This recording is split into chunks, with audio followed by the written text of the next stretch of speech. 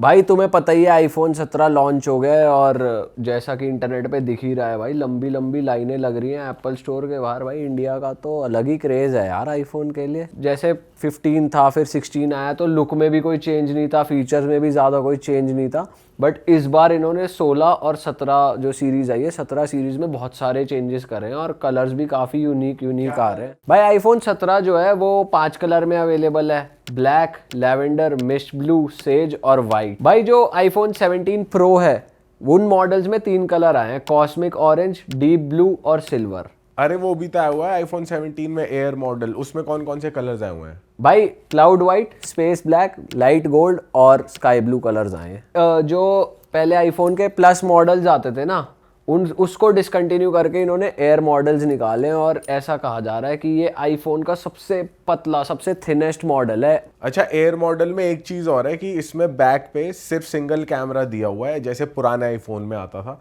मतलब फ्रंट में भी है और सिंगल में सिर्फ एक है, जैसे बाकी मॉडल्स में पीछे 3 रहते हैं, इसमें एक ही दिया हुआ है, पर अच्छा कैमरा है। अच्छा जी, पूरी टक्कर दे रहा है। हाँ वही है भाई, अब फ़ोन स्लिम करने के लिए कुछ तो फीचर फिर घटाए जाते ही हैं। भाई अगर आईफोन 16 से आईफोन 17 को कंपेयर किया जाए तो जो चेंजेस हुए हैं मेजर, सबसे पहले प्रोसेसर और परफॉर्मेंस की बात की जाए तो इस बार आईफोन 17 में यूज़ हो रही है new Apple A19 bionic chip, जो कि बहुत ही ज़्यादा पावरफुल है, मतलब सबसे ज़्यादा पावरफुल है चिप। और ये AI प्रोसेसिंग और गेमिंग दोनों के लिए बहुत ही ज़्यादा लाइटनिंग फास्ट है। साथ ही साथ इसमें N1 वायरलेस नेटवर्किंग चिप लगाई गई है और C1X सेलुलर मॉडेम लगाया गया है, जिससे नेटवर्क स्पीड, कनेक्टिविटी, तीनों चीज़ें बहुत ही ज़्यादा इंप्रूव हो गई हैं और भी ज़्यादा बढ़िया हो गई भाई। और भाई कैमरा क्वालिटी तो बहुत ही ज़्यादा इंप्रूव कर दी है। इस बार आईफोन 17 में 48 मेगापिक्सल का मेन सेंसर दिया गया है और भाई digital zoom capacity up to 10x कर दी है। आप 10 गुना जूम मार सकते हो तुम किसी चीज पे, ये सही है।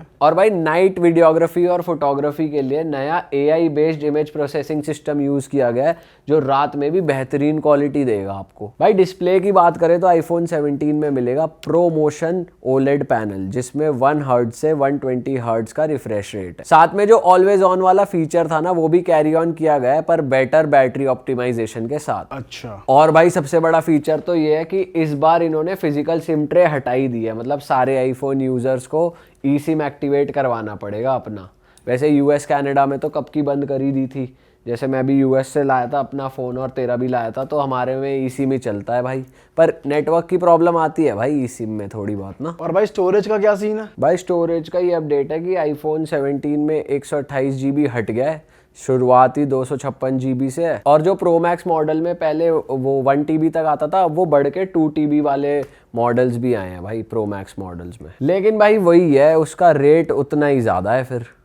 और अगर प्राइस की बात हम कर ही रहे हैं तो मैं मेजरली ये देख रहा था कि अगर इंडिया के बाहर से आईफोन मंगाया जाए तो कितना डिफरेंस आएगा, और लोगों के लिए भी थोड़ी हेल्प हो जाएगी जो पॉपुलर टूरिस्ट डेस्टिनेशंस है वहाँ पे आईफोन के प्राइसेस कितने हैं, ताकि अगर कोई वहाँ जा रहा है तो वहीं से ले आए अपना फ़ोन तो उसे सस्ता पड़ेगा।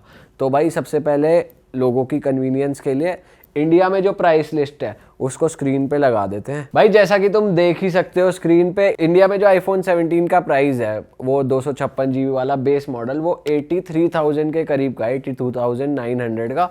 और जो सबसे महंगा वाला है जो 2 TB वाला 17 प्रो मैक्स है वो जा रहा है 2,30,000 के करीब। तो सबसे सस्ता वाला मैं लास्ट में बताऊंगा, पर फिलहाल मैं बताता हूँ जो इंडिया से सबसे नियरेस्ट है, वहाँ की फ़्लाइट लेना भी ईजी है और सिर्फ 3 घंटे की फ़्लाइट हो जाती है, जो कि है दुबई। तो दुबई में जो प्राइसेस है वो स्क्रीन पे आ जाएंगे भाई। तो भाई जो दुबई में आईफोन 17 का स्टार्टिंग प्राइस है वो है 3400 दिरहम से, जो कि हो जाते हैं 81,600, जो कि ऑलमोस्ट 1,000 रुपये सस्ता है इंडियन प्राइस से। और भाई दुबई में आईफोन 17 प्रो मैक्स 2 TB वाला जो सबसे हाईएस्ट वेरिएंट है वो पड़ता है 8499 दिरहम का, जो कि है क्लोज टू 2,05,000 रुपये रफली। तो इंडिया से करीबन 25,000 रुपये सस्ता है दुबई में। भाई वियतनाम की अगर बात करें, बहुत ही ज़्यादा पॉपुलर डेस्टिनेशन है, इंडिया से फ़्लाइट्स भी काफ़ी सस्ते में मिल जाती है, तो बहुत सारे लोग वहाँ ट्रैवल भी करते हैं। बट वहाँ के आईफोन के प्राइसेस और इंडिया के आईफोन के प्राइसेस में ज़्यादा डिफरेंस नहीं है। प्राइस लिस्ट हम स्क्रीन पे लगा देते हैं ऑडियंस के लिए, बट वहाँ पे जो शुरुआत है वो $985 से हो रही है आईफोन 17 की, जो कि इंडिया से थोड़ा सा महंगा है, 2-3 हज़ार रुपये महंगा पड़ता है इंडियन रुपीज़ में।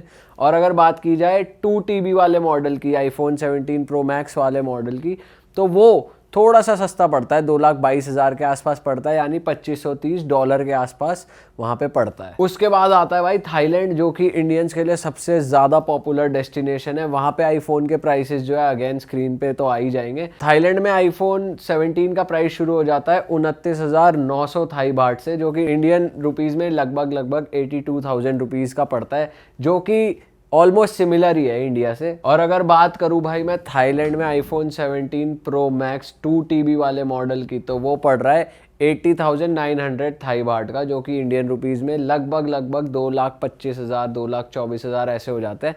क्योंकि भाई गूगल के रेट्स जो होते हैं वो एक्चुअल रेट से अलग होते हैं। जब तुम वहाँ जाके एक्चुअली खरीदोगे तब जितने तुम्हारे बैंक से पैसे कटेंगे असली में वो माना जाता है। अच्छा। कई बार हम गूगल पे देख लेते हैं ये कन्वर्जन रेट है, उससे 1-2 हज़ार का डिफरेंस निकल ही आता है, प्लस वहाँ की टैक्सेशन पॉलिसीज़ कन्वर्जन रेट अलग होता है।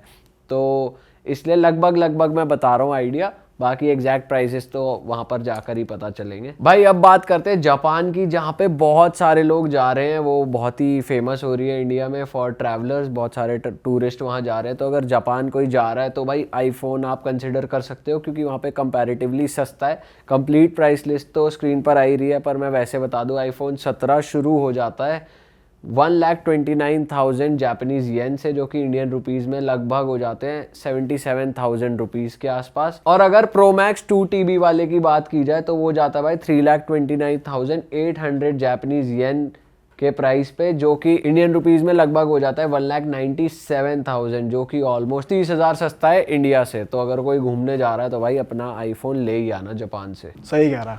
और वैसे मैं अपने लिए ढूंढ ही रहा था तो मुझे पता चला कि एशिया में आईफोन 17 का या जो बेस्ट प्राइसेस है 2 TB वाले मॉडल के, वो जापान में ही मिल रहे हैं। तो आईफोन 17 अगर जापान से आ जाए तो बहुत ही बढ़िया है एशिया में। पर जो गढ़ है आईफोन का US, जहाँ से मोस्टली मैं अपने पिछले 2 फ़ोन लाया था, तो वहाँ से तो भाई अगर प्राइस कंपेयर करेंगे तो US सबसे सस्ता है जहाँ पर आईफोन मिलता है। उसी कंप्लीट प्राइस लिस्ट जो है वो यहाँ स्क्रीन पर आ ही रही है। तो US में जो आईफोन 17 का मॉडल है वो $799 से शुरू हो जाता है, जो कि ऑलमोस्ट 70,000 रुपये है। तो ये मॉडल तो काफ़ी सस्ता है ही अपनी इंडियन मार्केट प्राइस से। और भाई अगर टॉप वेरिएंट की बात करें तो प्रो मैक्स मॉडल 2 TB वाला पड़ रहा है $1,999 का, जो कि ऑलमोस्ट 1,75 हो जाते हैं 1,75,000 इंडियन रुपीज़ में। तो जब तुम एक्चुअली सबसे महंगे वाला मॉडल US और इंडिया का कंपेयर करो तो 40 से 50 हज़ार का डिफरेंस आ जाता है अगर आप आईफोन US से मंगा रहे हो। तो इसीलिए ऐसा होता है कि जब कोई आपका फ्रेंड या दोस्त या रिलेटिव US से आ रहा हो तो सब सोचते हैं कि भाई US से ही आईफोन आ जाए, क्योंकि एक्चुअली बहुत ज़्यादा सस्ता वो पड़ता है आईफोन। बट तुम्हारे क्या विचार है भाई, इस बार तुम प्लान कर रहे हो फ़ोन अपग्रेड करने का? भाई मेरा तो बढ़िया चल रहा है यार, कोई दिक्कत नहीं है। 1 TB का भी है, स्टोरेज की भी कोई लोड नहीं है, तो चल ही रहा है। जब कोई दिक्कत आएगी चेंज कर लूँगा बाद में। भाई थाईलैंड जाना ही है अभी अक्टूबर नवंबर में, तो ले ही आते हैं यार थोड़े सस्ते में आईफोन। क्या बोलता है पीयूष, तू लेगा? भाई हाँ यार, मेरे को तो अच्छा लगा, चलते हैं भाई लेने, मेरा तो मन है लेने का। कलर कौन सा बढ़िया लग रहा है? यार मेरे को स्पेस ग्रे बढ़िया लगा। भाई ऑरेंज वाला लेते हैं ना, ये बढ़िया लग रहा है। अच्छा हाँ, ये ऑरेंज वाला भी ले सकते हैं, ये भी बढ़िया है लुक में। और अपना सनातनी कलर है भगवा, इसे भगवा फोन भी कह रहे हैं लोग, हिंदुओं का फोन निकाला इस बार, कलर से एसोसिएट कर रहे हैं लोग। भाई वैसे इतना रेट का डिफरेंस क्यों होता है? भाई सबसे पहला रीजन तो हर कंट्री के अलग अलग टैक्सेशन पॉलिसी होती है। जैसे इंडिया में पहले तो इंपोर्ट ड्यूटी लगती है, फिर GST लगता है, तो आईफोन थोड़ा महंगा हो जाता है। कुछ कंट्रीज जैसे हांगकांग हो गई, दुबई हो गया, यहाँ पर वैट और सेल्स टैक्स नहीं लगता है, इसलिए आईफोन सस्ता होता है।